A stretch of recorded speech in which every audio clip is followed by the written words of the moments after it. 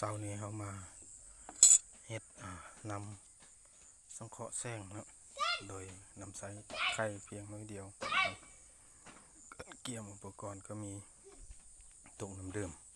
เนาะ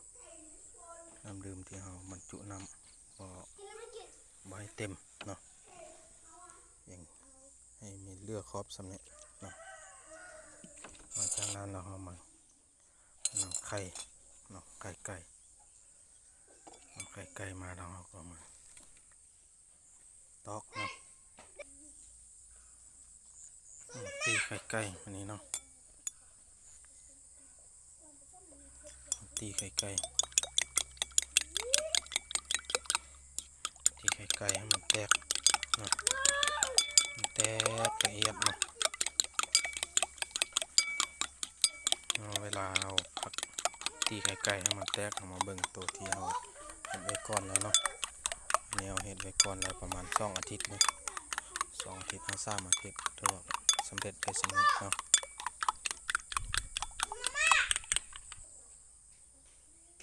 กำลังตีไข่ไก่สำเร็จแล้วเราก็นำไข่ไก่มาบรรจุใส่ขวดตีใส่น้ำเกี่ยมไว้นี้เนาะโดยการใส่ไข่ไก่1 บวง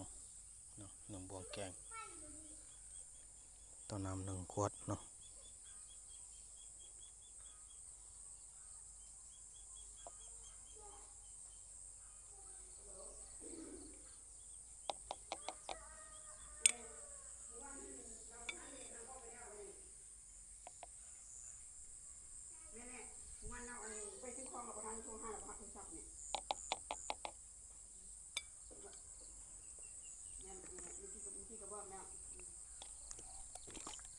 จากนั้นเราก็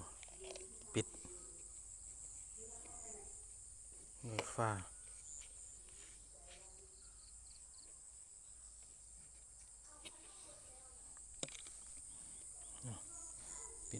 เนาะก็เข้ามาเขย่าให้มันเข้ากัน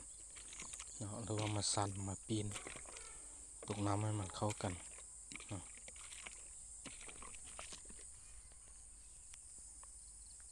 ถือว่าเป็นอันสำเร็จเนาะเราก็ใส่ตัวนี้